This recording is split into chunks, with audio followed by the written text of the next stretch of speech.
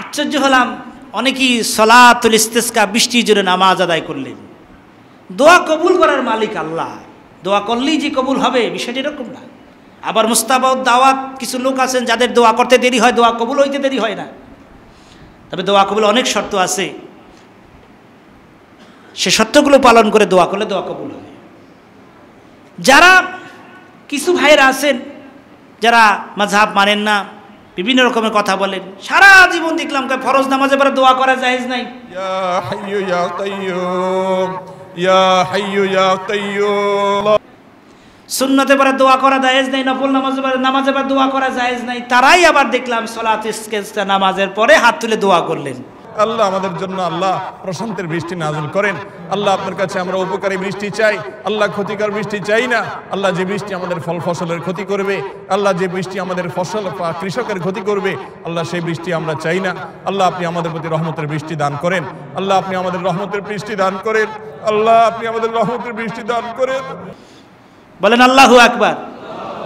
অথচ সারা বছর বলে বেড়াতো দোয়া করা কি জায়েজ নাই, অথচ রাসূল পাক সাল্লাল্লাহু আলাইহি ওয়াসাল্লাম তিনি কিন্তু দোয়া করেছেন, ফরজ নামাজের পরে দোয়া করেছেন।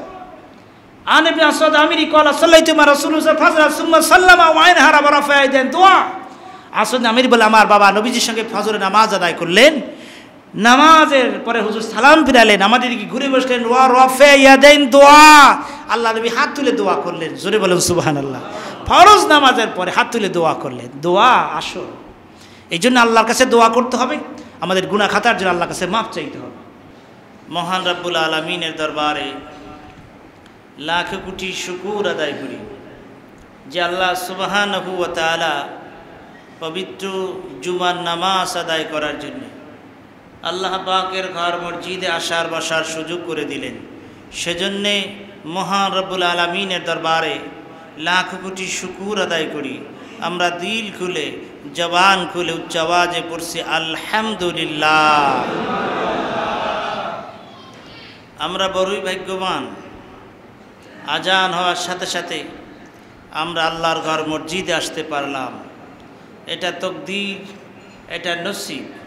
আল্লাহ পাক যাদেরকে কবুল করেন তাদেরকে বেশি বেশি করে নেক আমল করার সুযোগ করে দেন। জোরে বলেন আমিন। আজকের খুতবার আলোচ্য বিষয় হচ্ছে মাযহাব মানার প্রয়োজনীয়তা। বিষয়টি খুবই গুরুত্বপূর্ণ। আজকের কিছু আলেম ওলামা রয়েছেন যারা ইউটিউব, ফেসবুক, বিভিন্ন মিডিয়ার মাধ্যমে, ইলেকট্রনিক মাধ্যমে অথবা সরাসরি বলে বেড়ান মাযহাব মানার কি দরকার, মাযহাব কেন মানব? রাসূল পাক সাল্লাল্লাহু আলাইহি সাল্লাম কোন মাযহাব মানতেন? মাযহাব না মানলেই তো হয়, যেখানে কোরআন আছে, যেখানে হাদিস আছে, সেখানে আবার মাযহাব মানার কি প্রয়োজন? হাজিরিন, কথাটা সুন্দর কিন্তু এর মতলব বেশি ভালো নয়। আপনি একটি গাড়ি কিনলেন, খুব দামি, অনেক টাকা দিয়ে একটা গাড়ি কিনলেন, চিন্তা করলেন এত টাকার দামি গাড়ি, এই গাড়িটা আবার ড্রাইভারের কাছে দেবো কেন? আমার নিজের গাড়ি আমি নিজেই চালাই। আপনি যদি ড্রাইভার এক্সপার্ট না হন আর নিজের গাড়ি নিজে চালাতে যান তাহলে বিপদ আছে কি নাই? ডাক্তার অপারেশন করেন, আপনার একটা টিউমার হয়েছে, আপনি বলেন ডাক্তার সাহেব আমার টিউমার আমি নিজে অপারেশন করি, এটা কি সম্ভব? সম্ভব নয়। হাজিরিন, কোরআন হাদিস আমাদের মাঝে মওজুদ আছে, কিন্তু কোরআন হাদিসে আল্লাহ তাআলা এবং তার রাসূল কি বুঝিয়েছেন এটা বোঝার জন্যে বিজ্ঞ কোরআন হাদিস সম্পর্কে তাদের দরকার আছে কি নাই? আছে। এই জন্য আল্লাহ তাআলা বলেন ফাসআলু আহলা যিকরি ইন কুনতুম লা তা'লামুন, যদি তোমাদের জানা না থাকে যিনি জানেন তার কাছ থেকে তোমরা জেনে নাও। বলেন না সুবহানাল্লাহ। আল্লাহ তাআলা সুন্দর করে জানিয়ে দিলেন যদি তোমাদের জানা না থাকে যিনি জানেন তার কাছ থেকে তোমরা জেনে নাও। হাজিরিন, আমরা হুকুম মানি কার? আরো জোরে বলেন, হুকুম মানতে হবে কার? আল্লাহর। আমরা ইবাদত বন্দিগি করি আল্লাহর হুকুম অনুযায়ী। আল্লাহ তাআলা ইরশাদ করেন, ওয়ামা খালাকুতুল জিন্না ওয়াল ইনসা ইল্লা লিয়াবুদুন। হে জিন এবং মানব জাতি, তোমাদেরকে তৈরি করেছি, সৃষ্টি করেছি, এর উদ্দেশ্য হলো আমার ইবাদত। আল্লাহ পাকের ইবাদত বন্দি করার জন্যই আমাদেরকে সৃষ্টি করা হয়েছে। আর আমরা ইবাদত করব, বন্দিগি করব আল্লাহর হুকুম অনুযায়ী। আসমান কার? জমিন কার? বাতাস কার? আমরা কার? হুকুম চলবে কার? আল্লাহ তাআলা বলছেন, ইনিল হুকমু ইল্লা লিল্লাহ। আল্লাহ তাআলা বলেন, হুকুম চলবে আমার, বিধান চলবে আমার, আইন কানুন চলবে আমার। আল্লাহর হুকুম ছাড়া, আল্লাহর বিধান ছাড়া কারো হুকুম যদি আপনি মানেন, কারো বিধান যদি আপনি মানেন, পরকালে তার দ্বারা কোনো আশা করা যায় না। লা তাআতা লিমাখলুকিন ফি মাসিয়াতিল খালিক। আল্লাহ ছাড়া আর কারো বিধান মানার জায়েজ নেই। মানলে পরকালে এর আশা করা বা এর দ্বারা মুক্তির কোনো উপায় হবে না। এখানে আল্লাহ রাব্বুল আলামিন ঘোষণা করলেন, বিধান চলবে আমার, হুকুম চলবে আমার। অপর আয়াতুল কারিমায় আল্লাহ সুবহানাহু ওয়া তাআলা ইরশাদ করেন, মা আতাকুমুর রাসূলু ফাখুযুহু ওয়া মা নাহাকুম আনহু ফান্তাহু। আল্লাহ তাআলা ঘোষণা করলেন, মা আতাকুমুর রাসূল, আমার নবী, আমার বন্ধু, আমার হাবিব যা বলেন তা তোমরা মানো, তা তোমরা গ্রহণ করো।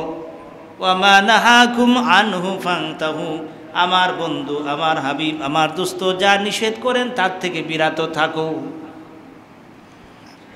এখানে আল্লাহ রাব্বুল আলামিন সুন্দর করে আমাদেরকে জানিয়ে দিলেন, আল্লাহ নবীজি যা বলেন তা তোমরা মানো, নবীজি যা নিষেধ করেন তার থেকে বিরত থাকো। তাহলে এই আয়াতে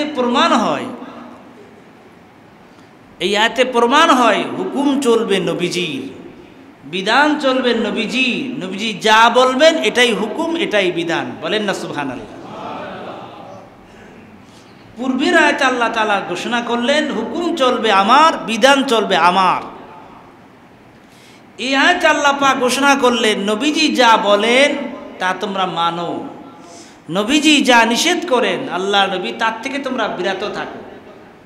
তাহলে এই আয়াতে প্রমাণ হলো নবীজির হুকুম, নবীজির বিধান চলবে। আল্লাহ পাক এই অনুমতি দিয়ে দিয়েছেন। নবীজির হুকুম অনুযায়ী, নবীজির বিধান অনুযায়ী, নবীজির ইত্তেবা করলেই আল্লাহকে পাওয়া যাবে। অপর আয়াত আল্লাহ তাআলা বলে, কুল ইন কুনতুম তুহিব্বুনাল্লাহা ফাত্তাবিউনি ইউহিব্বুকুমুল্লাহ ওয়া ইয়াগফির লাকুম যুনুবাকুম ওয়াল্লাহু গফুরুর রহিম। তোমরা যদি আল্লাহর ভালোবাসা পেতে চাও, আল্লাহ পাকের দরবার থেকে মাপ পেতে চাও, ফাত্তাবিউনি, নবীজির অনুসরণ করো। তাহলে আমরা এই আয়াতে পেলাম নবীজির অনুসরণ করা, নবীজি যা বলেন তা মানা, নবীজি যা নিষেধ করেন তার থেকে বিরত থাকা। তাহলে এই আয়াতে প্রমাণ হলো নবীজির হুকুম চলবে, নবীজির বিধান চলবে। সূরা নিসা 59 নম্বর আয়াতুল কারীমে আল্লাহ পাক ইরশাদ করেন, ইয়া আইয়ুহাল্লাযীনা আমানু আতিউল্লাহা ওয়া আতিউর রাসূলা ওয়া উলিল আমরি মিনকুম। হে ইমানদারগণ, আতিউল্লাহ, আল্লাহর ইতাআত করো, আল্লাহর অনুগত্য করো, আল্লাহর বিধান অনুযায়ী জীবন করো। ওয়া আতিউর রাসূলা, রাসূলের আনুগত্য করো, রাসূলের বিধান অনুযায়ী জীবনকে পরিচালনা করো, রাসূলের ইত্তেবা করো। এরপর আল্লাহ তাআলা আরো সুন্দর করে জানাই দিলেন ওয়া উলিল আমরি মিনকুম, তোমাদের উলিল এদের অনুগত্য করো, অনুসরণ করো। জোরে বলেন সুবহানাল্লাহ।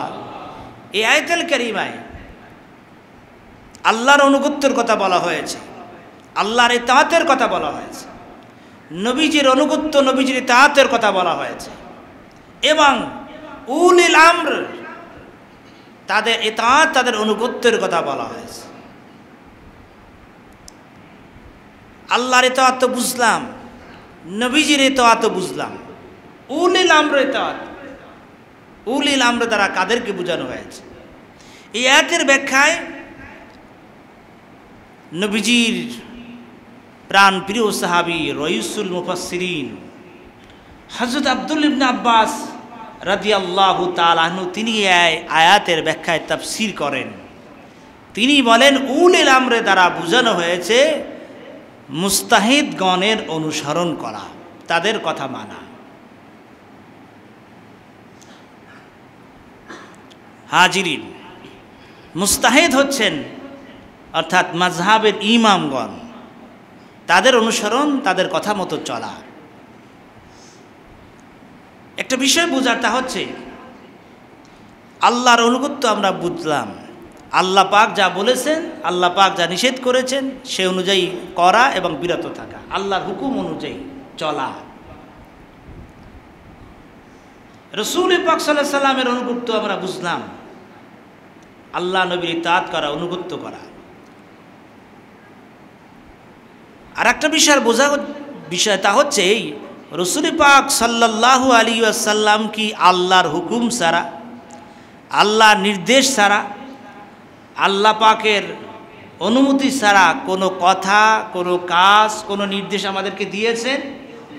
জোরে বলেন দিয়েছেন? না, দেন নাই।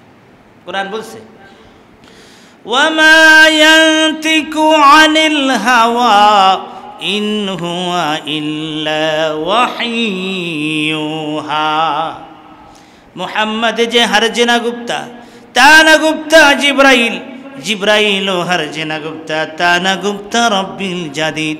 আল্লাহ নবী কোনো কথা বলেন নাই যতক্ষণ পর্যন্ত জিব্রাইল না বলতেন। জিব্রাইল কোনো কথা আল্লাহ নবীর কাছে বলেন নাই যতক্ষণ পর্যন্ত আল্লাহ তাআলা বলার নির্দেশ দিয়েছেন। অর্থাৎ আমার নবীজি যা বলেছেন আল্লাহর কথা ছাড়া, হুকুম ছাড়া কোনো কথা বলেন নাই। জোরে জোরে বলেন সুবহানাল্লাহ।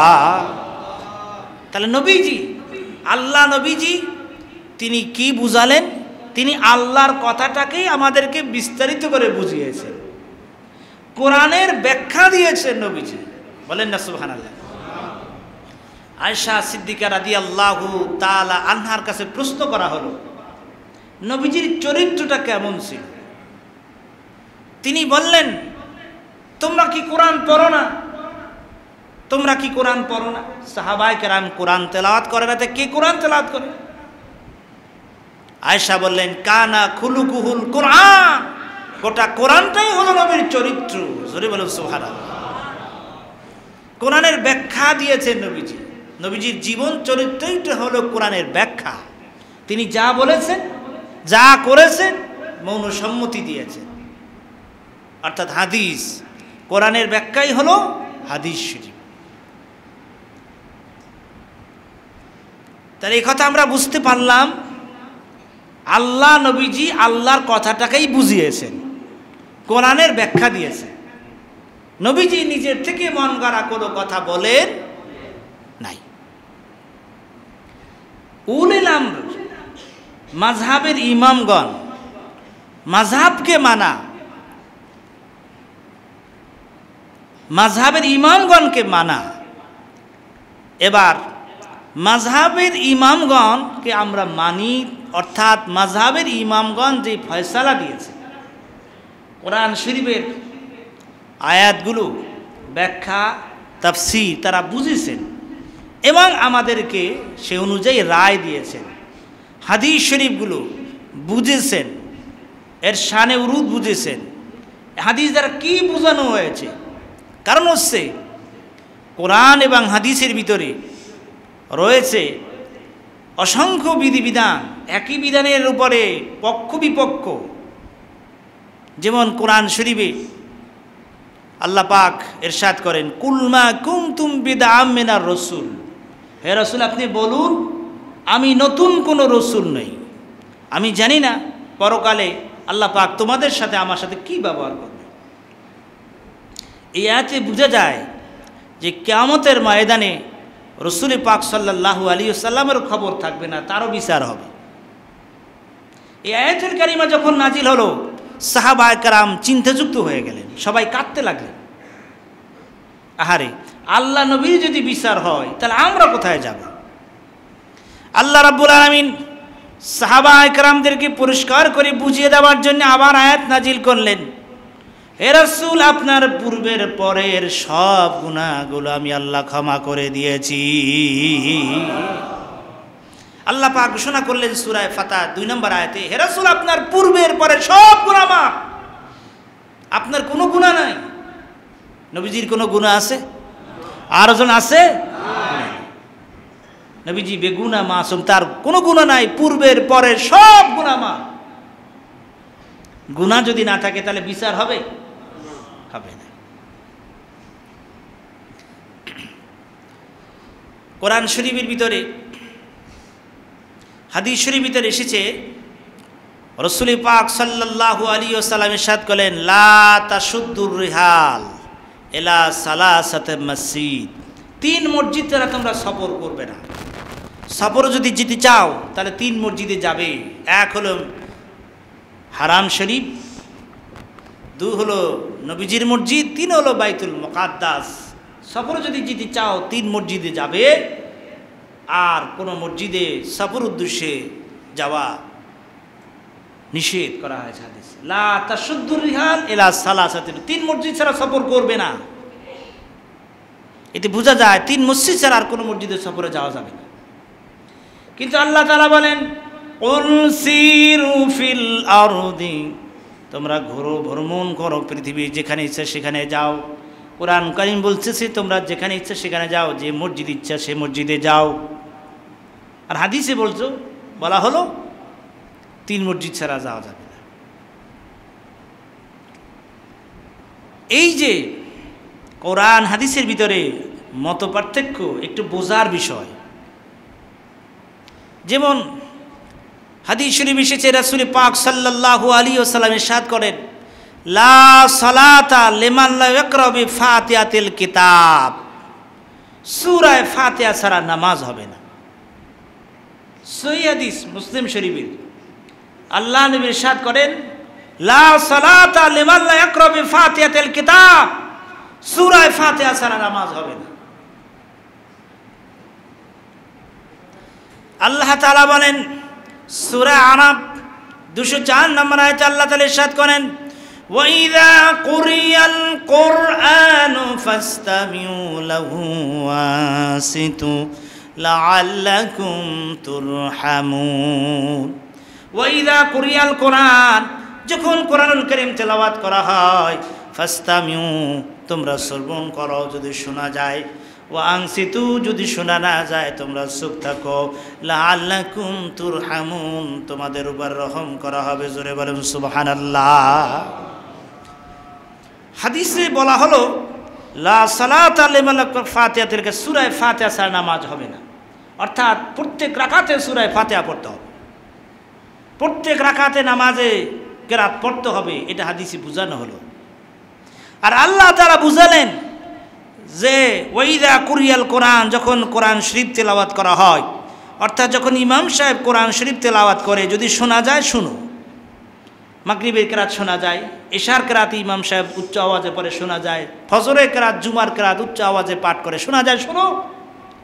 ওয়াংসিতু চুপ থাকো, জোহরের সময় অনুচ্চ স্বরে ইমাম সাহেব পড়ে শোনা যায় না, আসরের সময় ইমাম সাহেব অনুচ্চ স্বরে পাঠ করে কোরআন কারীম শোনা যায় না। আল্লাহ বলেন শোনা না গেলে চুপ থাকো। এবার দেখা যায় কোরআন এবং হাদিসের ভিতরে দ্বন্দ্ব। কোরআন বলছে একরকম কথা, হাদিস বলছে আর একরকম কথা। কোরআন ও হাদিসের ভিতরে যদি মত পার্থক্য দেখা যায়, তাহলে হেদায়েত কিতাবের ভিতরে এসেছে হাদিস যদি সহিও হয়, হাদিস যদি সহিও হয়, হাদিস মানসুখ হবে, কোরআনুল কারীম ঠিক থাকবে। জোরে বলেন সুবহানাল্লাহ।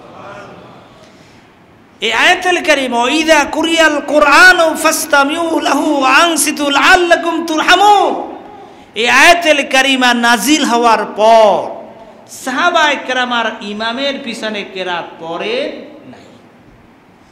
তাহলে পরিষ্কার হয়ে গেল যে ইমামের পিছনে মুক্তাদির কেরাত পড়া লাগবে না। ইমামের পিছনে মুক্তাদির সূরা ফাতিহা কেরাত পড়া লাগবে না। তাহলে হাদিসের ফয়সালা কি হবে? হাদিসে তো বলা হলো লা সালাতা লিমান লা ইয়াকরা ফাতিহাতুল কিতাব, সূরা ফাতিহা ছাড়া নামাজ হবে না।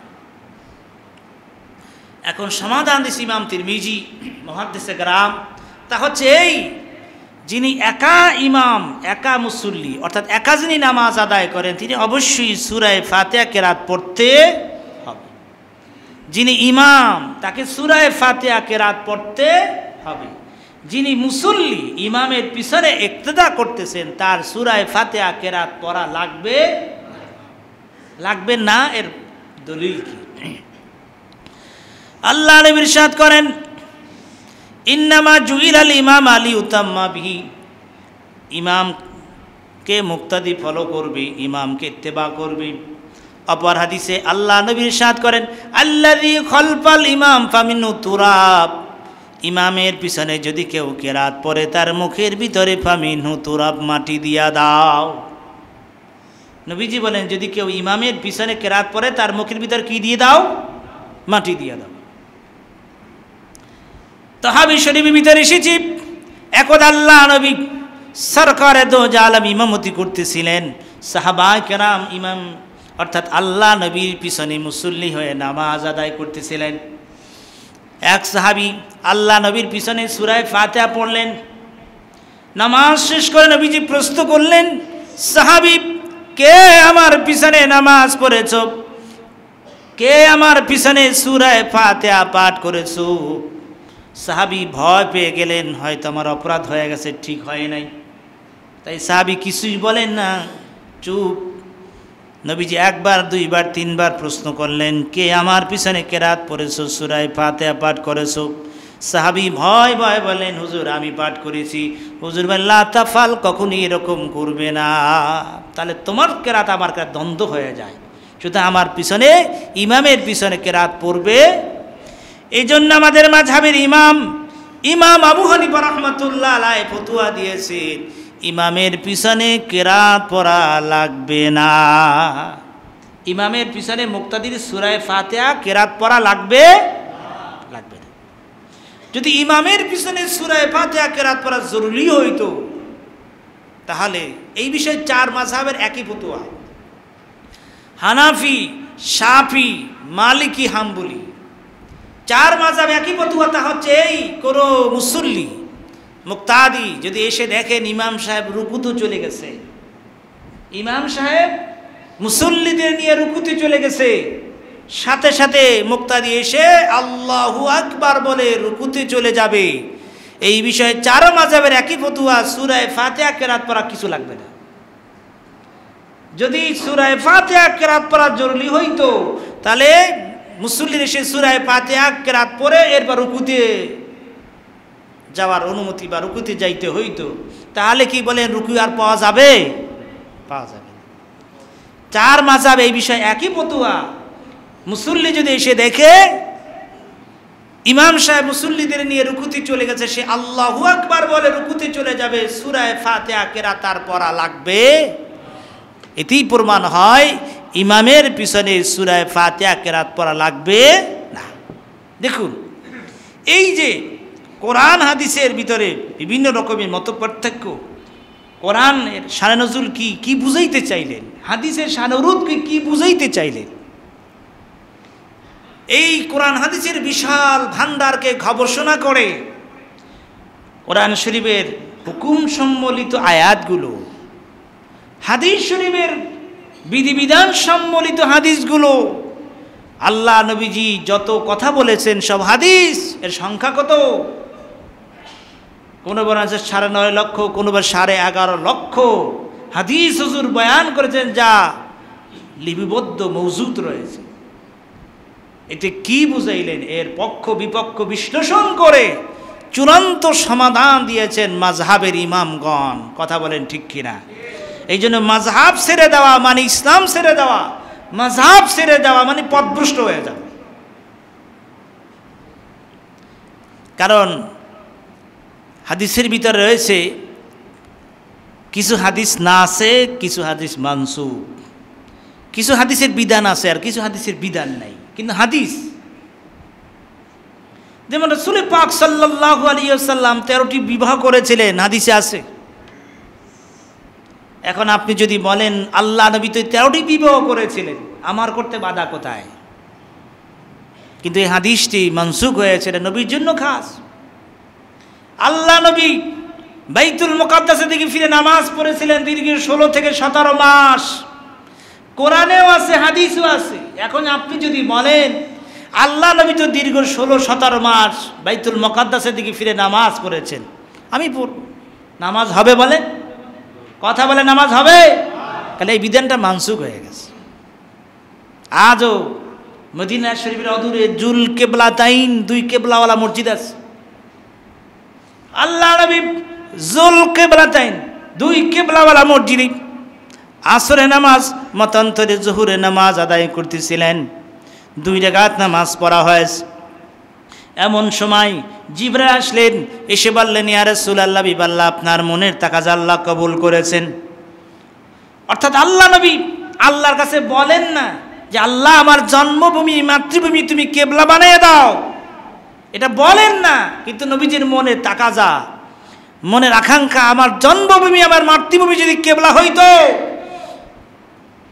এটা নবীজির মনের আকাঙ্ক্ষা, মনের তাকাজা। কিন্তু আল্লাহর কাছে কিছু বলেনও না। আল্লাহ তাআলা আল্লাহ নবীর, আপনার আমার নবীর মনের তাকাজা আল্লাহ বুঝে ফেলেছে।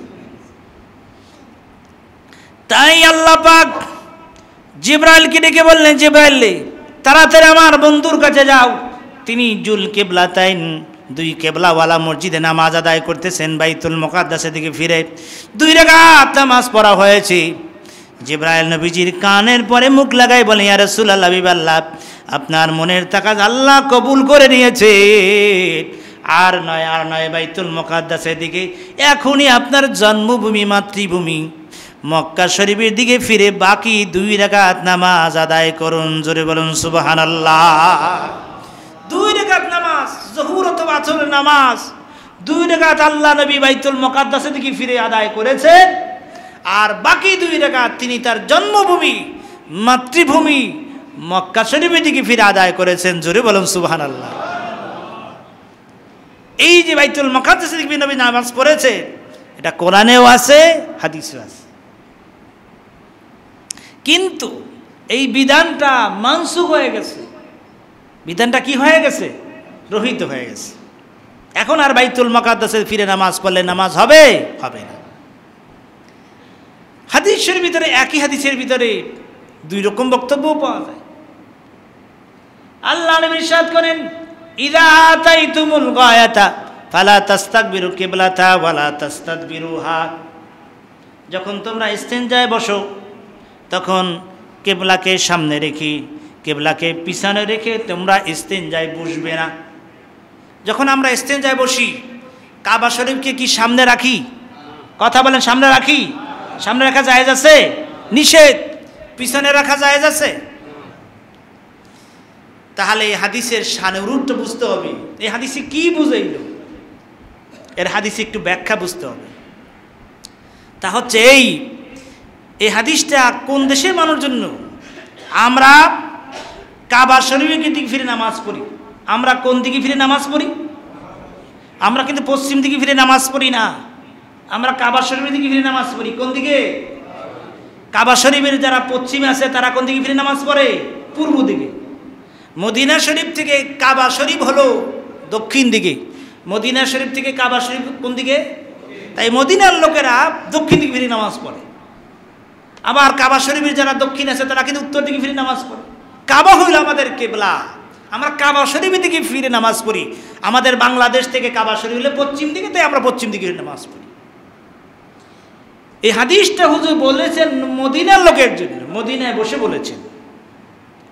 তাই হুজুর বলেছেন তোমরা স্টেন যখন বসবা, স্টেন যখন করবা, কাবাকে সামনে রাখবে না, পিছনে রাখবে না, তবে পূর্ব পশ্চিম দিকে ফিরে বসতে পারো। কারণ মদিনার শরীফ থেকে কাবা শরীফ হলো দক্ষিণ দিকে, পূর্ব পশ্চিম কেবলা মদিনা শরীফের জন্য নয়, লোকদের জন্য নয়। হাদিস তাহলে ঠিক আছে, তাহলে একটু বোঝার বিষয়।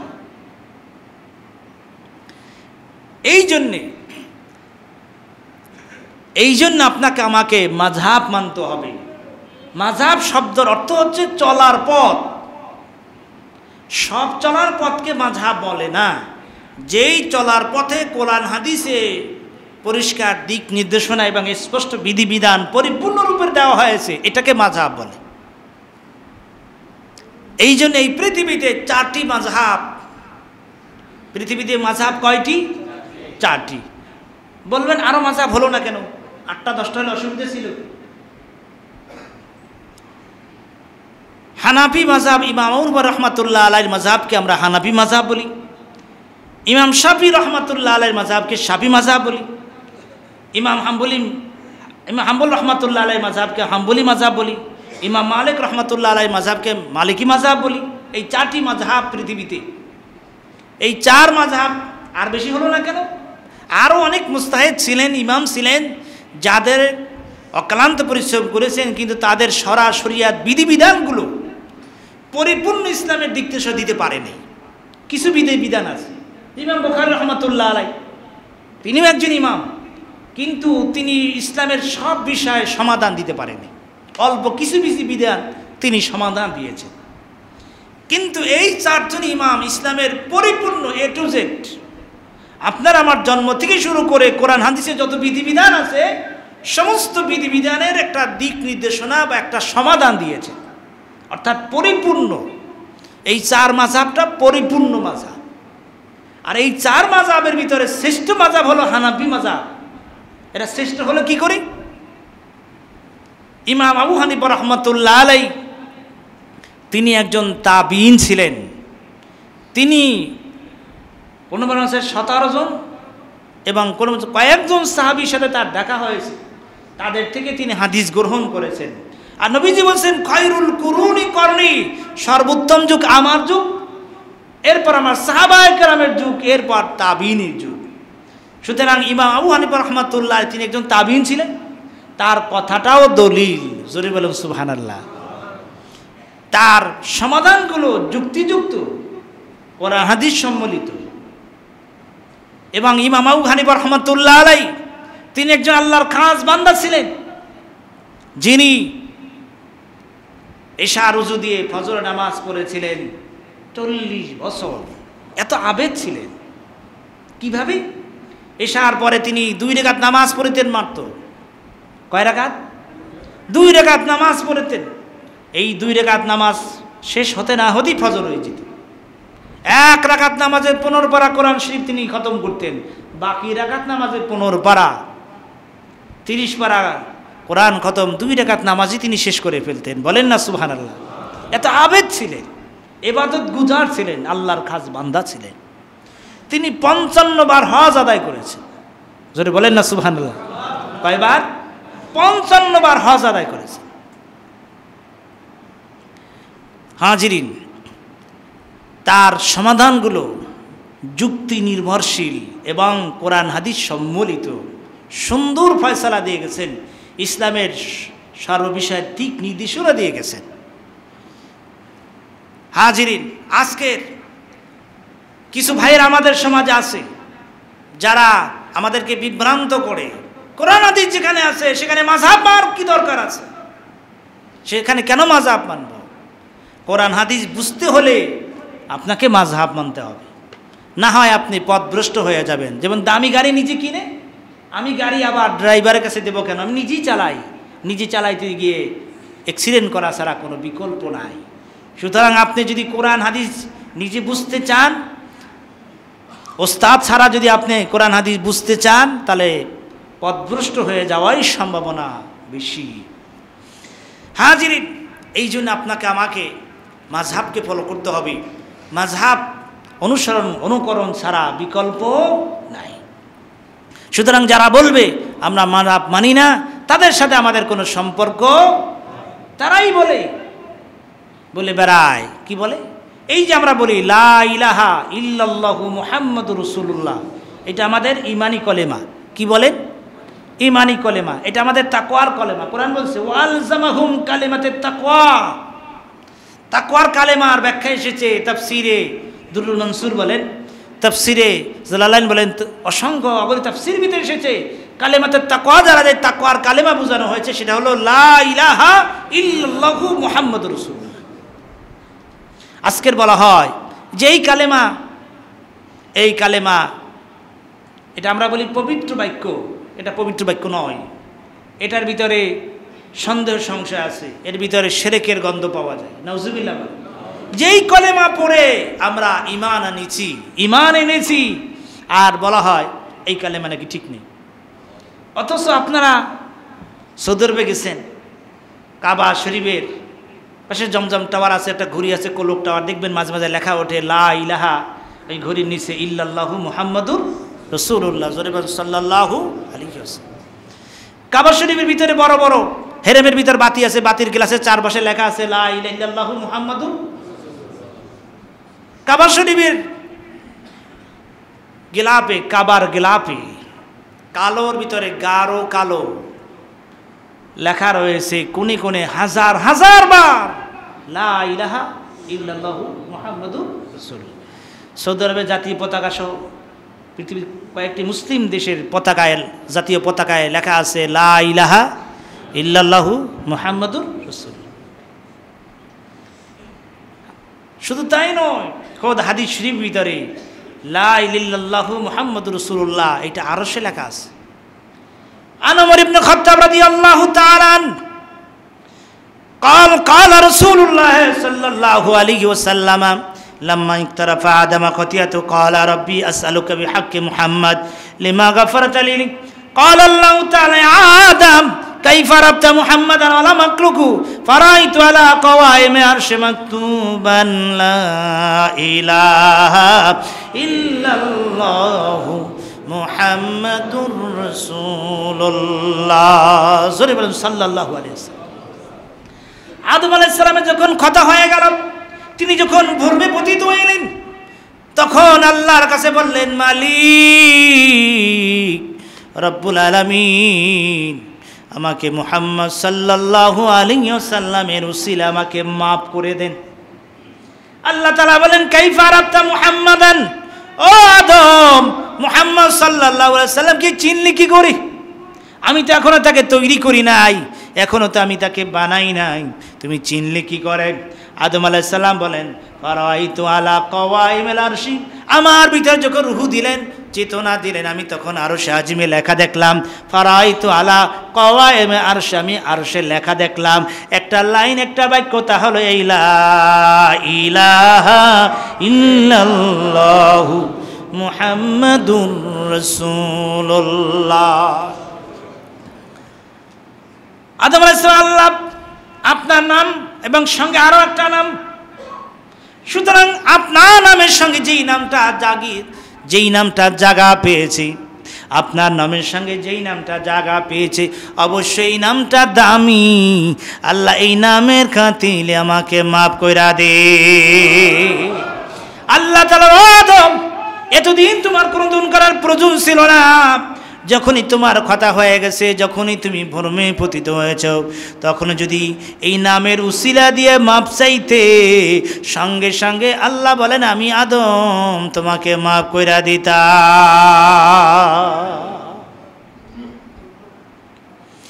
তাহলে হাদিসে প্রমাণ হয় আরশে আজিমে আমাদের এই ঈমানি কলেমা একসাথে লেখা আছে। আমার নবীজি মেরাজে যখন গিয়েছিলেন, তখন তিনি সচক্ষে দেখে এসেছে। আল্লাহ নবী যখন মেরাজে গিয়েছিলেন, সচক্ষে তিনি দেখে এসেছে আরশে আজিমে আমাদের ঈমানি কলেমা লেখা আছে। এই কলেমা পবিত্র বাক্য আরশে আজিমে লেখা আছে। কালেমা তাওহীদ আরশে লেখা, কালেমা তাওহীদ আরশে লেখা, আছে মুহাম্মদ বামেতে আকা, আছে মুহাম্মদ বামেতে আকা। বন্ধুর পাশে বন্ধু বসা, বন্ধুর পাশে বন্ধু বসা, কালেমাতে আছে প্রমাণ। বলেন না সুবহানাল্লাহ। কালেমা লা ইলাহা ইল্লাল্লাহ মুহাম্মাদুর রাসূলুল্লাহ, লা ইলাহা ইল্লাল্লাহ লিখতে 12টি অক্ষর লাগে। জোরে বলেন কয়টি? আরো জোরে বলেন কয়টি? মুহাম্মাদুর রাসূলুল্লাহ লিখতে 12টি অক্ষর লাগে। লা ইলাহা ইল্লাল্লাহ এতে 12টি অক্ষর রয়েছে, মুহাম্মাদুর রাসূলুল্লাহ লিখতে 12টি অক্ষর আছে এখানে। দেখেন আল্লাহর তাওহীদের ঘোষণায় 12টি অক্ষর, রিসালাতের ঘোষণায় 12টি অক্ষর। জোরে জোরে বলেন সুবহানাল্লাহ। লা ইলাহা ইল্লাল্লাহ এর ভিতরে যতগুলো অক্ষর আছে কোন অক্ষরের ভিতরে নক্তা নাই। মুহাম্মদ রাসূলুল্লাহ দেখবেন লিখতে 12টি অক্ষর আছে, যে 12টি অক্ষরের ভিতরে একটা অক্ষরের ভিতরে নক্তা নাই। সুতরাং যুগ যুগ ধরে আমরা এই কলেমা পড়েই মুসলমান হয়েছি, এই কলেমাই সঠিক। যারা বলবে কলেমার ভিতরে ভুল ত্রুটি, তারাই ভুলের ভিতরে আছে। কথা বলেন ঠিক কিনা? দেখুন বাস্তবে প্রচণ্ড তো গরম চলছে কয়েকদিন পর্যন্ত, ঠিক না? প্রচণ্ড গরম চলছে, তাপমাত্রা অনেক বেশি, অনেক তাপমাত্রা। যেভাবে এভাবে এত তাপমাত্রা এদেশে কোনোদিন হয় নাই। মানুষ অতিষ্ঠ গরমের জন্য, এটা একটা আল্লাহর পক্ষ থেকে পরীক্ষা, আল্লাহর পক্ষ থেকে গজব। যাহারাল ফাসাদু ফিল বাররি ওয়াল বাহরি বিমা কাসাবাত আইদিন নাস। আল্লাহ তাআলা বলেন জলে স্থলে যত বিপদ দেখো, এটা বিপদ, মুসিবত। বৃষ্টি হচ্ছে না, এটা আমাদের হাতের কামাই। জোরে বলেন ঠিক কি না? কেন হয় বৃষ্টি? হয় না কেন? বৃষ্টি বন্ধ হয়ে যায় কেন? হাদিস শরীফের ভিতরে এসেছে, রাসূল পাক সাল্লাল্লাহু আলাইহি ওয়াসাল্লাম ইরশাদ করেন, মা মানা কওমুন লিয-যাকাতা ইল্লা হুবিসা আনহুমুল মাতার। যখন কওম, এলাকাবাসী, যখন মানুষ যাকাত দেওয়া বন্ধ করে দেয়, আল্লাহ নবী বললেন ইল্লা হুবিসা আনহুমুল মাতার, আল্লাহ তখন বৃষ্টি বন্ধ করে দেন। এই যে বৃষ্টি হচ্ছে না, এটা আমাদের গুনার কারণে, আমাদের অপরাধের কারণে, ঠিক কিনা বলেন? অপর হাদিসে বলছেন, রাসূল পাক সাল্লাল্লাহু আলাইহি ওয়াসাল্লাম বলছেন, যখন সমাজের ভিতরে ব্যভিচার পাপাচার বৃদ্ধি হয়ে যায়, তখন আল্লাহ তাআলা এমন রোগ ছড়াইয়া দেন যে এই রোগগুলো তোমাদের বাপ দাদারা কেউ জানতো না, চিনতো না। যখন মানুষ মাপে কম দেয়, তখন আল্লাহ তাআলা দেশের ভিতর দুর্ভিক্ষ ছড়াইয়া দেন। যখন মানুষ যাকাত দেওয়া বন্ধ করে দেয়, নবীজি বলেন, তখন আল্লাহ তাআলা বৃষ্টি বন্ধ করে দেন। তবে পশু পাখি না থাকলে আল্লাহ একদম বৃষ্টি বন্ধ করে দিতে। হাজিরিন, এই জন্যে বৃষ্টি না হলে সালাতুল ইস্তিসকা, নবীজি নামাজ আদায় করতেন, দোয়া করতেন। হাদিস আছে, এক সাহাবী জুমার দিন এসে বললেন, ইয়া রাসূলুল্লাহ, হাবিবাল্লাহ, বৃষ্টি হচ্ছে না। হুজুর দোয়া করলেন, সাথে সাথে বৃষ্টি অঝোর ধারায় বৃষ্টি বর্ষণ শুরু হয়ে গেল। সুবহানাল্লাহ বলেন। এক সপ্তাহ ধরে বৃষ্টি, পুরো মদিনা শহর ডুবে যাচ্ছে বৃষ্টিতে। পরের জুমার দিন সাহাবী এসে বলেন, হুজুর অনেক হয়েছে, আল্লাহর কাছে বলেন যে আল্লাহ বৃষ্টি বন্ধ করে দেন। হুজুর দোয়া করলেন, সাথে সাথে বৃষ্টি বন্ধ হয়ে গেল। বলেন না সুবহানাল্লাহ। মদিনা শরীফের পশ্চিম দক্ষিণ পাশেই একটা মসজিদ আছে, মসজিদে গামামা, মানে মেঘের মসজিদ, বৃষ্টির মসজিদ। সে মসজিদটা আজও আছে। এই জন্য দোয়া করা আল্লাহর কাছে, আমাদের পাপের কারণেই আল্লাহ পাক গজব দেন। এই জন্য আল্লাহর কাছে তওবা করা, ইস্তিগফার কামনা করা। আশ্চর্য হলাম, অনেকেই সালাতুল ইস্তিসকা, বৃষ্টির জন্য নামাজ আদায় করলেন। দোয়া কবুল করার মালিক আল্লাহ, দোয়া করলেই যে কবুল হবে বিষয়টি এরকম না। আবার মুস্তাবাদ দাওয়াত কিছু লোক আছেন যাদের দোয়া করতে দেরি হয়, দোয়া কবুল হইতে দেরি হয় না। তবে দোয়া কবুল অনেক শর্ত আছে, সে শর্তগুলো পালন করে দোয়া করলে দোয়া কবুল হয়। যারা কিছু ভাইয়েরা আছেন যারা মাযহাব মানেন না, বিভিন্ন রকমের কথা বলেন, সারা জীবন দেখলাম ফরজ নামাজে পরে দোয়া করা জায়েজ নাই, সুন্নতে পরে দোয়া করা জায়েজ নাই, নফল নামাজে পরে দোয়া করা জায়েজ নাই, তারাই আবার দেখলাম সালাত ইস্তেসকা নামাজের পরে হাত তুলে দোয়া করলেন। বলেন আল্লাহু আকবার। অথচ সারা বছর বলে বেড়াতো দোয়া করা কি জায়েজ নাই, অথচ রাসূল পাক সাল্লাল্লাহু আলাইহি ওয়াসাল্লাম তিনি কিন্তু দোয়া করেছেন, ফরজ নামাজের পরে দোয়া করেছেন। আন ইবনে আসাদ আমিরি ক্বালা সাল্লাইতু মা রাসূলুল্লাহ ফাজরা সুম্মা সাল্লামা ওয়া আইন হারা রাফা ইয়াদাইন দোয়া। আসাদ আমির বলে আমার বাবা নবীজির সঙ্গে ফজরের নামাজ আদায় করলেন, নামাজের পরে হুজুর সালাম ফিরালেন, আমাদের দিকে ঘুরে বসলেন, ওয়া রাফা ইয়াদাইন দোয়া, আল্লাহ নবী হাত তুলে দোয়া করলেন। জোরে বলেন সুবহানাল্লাহ। ফরজ নামাজের পরে হাত তুলে দোয়া করলেন, দোয়া আসল। এই জন্য আল্লাহর কাছে দোয়া করতে হবে, আমাদের গুনাহ খাতার জন্য আল্লাহর কাছে মাফ চাইতে হবে।